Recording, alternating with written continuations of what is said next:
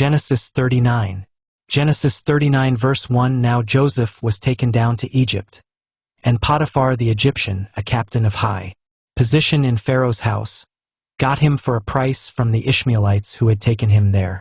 Genesis 39 verse 2. And the Lord was with Joseph, and he did well, and he was living in the house of his master the Egyptian. Genesis 39 verse 3. And his master saw that the Lord was with him, making everything he did go well.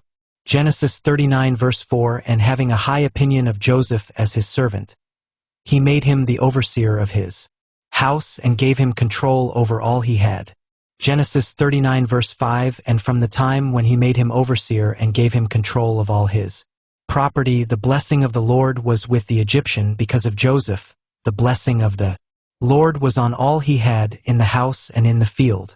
Genesis 39 verse 6. And he gave Joseph control of all his property, keeping no account of anything, but only the food which was put before him. Now Joseph was very beautiful in form and face. Genesis 39 verse 7. And after a time, his master's wife, looking on Joseph with desire, said to him, Be my lover. Genesis 39 verse 8. But he would not, and said to her, You see that my master keeps no account of what I do in his house, and has put all his property in my control. Genesis 39 verse 9. So that no one has more authority in this house than I have. He has kept nothing back from me but you, because you are his wife. How then may I do this great wrong, sinning against God? Genesis 39 verse 10. And day after day she went on requesting Joseph to come to her and be her lover, but he would not give ear to her. Genesis 39 verse 11. Now one day he went into the house to do his work, and not one of the men of the house was inside. Genesis 39 verse 12. And pulling at his coat, she said, Come to my bed. But slipping out of his coat, he went running away. Genesis 39 verse 13. And when she saw that he had got away, letting her keep his coat. Genesis 39 verse 14. She sent for the men of her house and said to them, See, he has let a Hebrew come here and make sport of us. He came to my bed, and I gave a loud cry.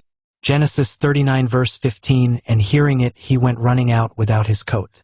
Genesis 39 verse 16. And she kept his coat by her, till his master came back.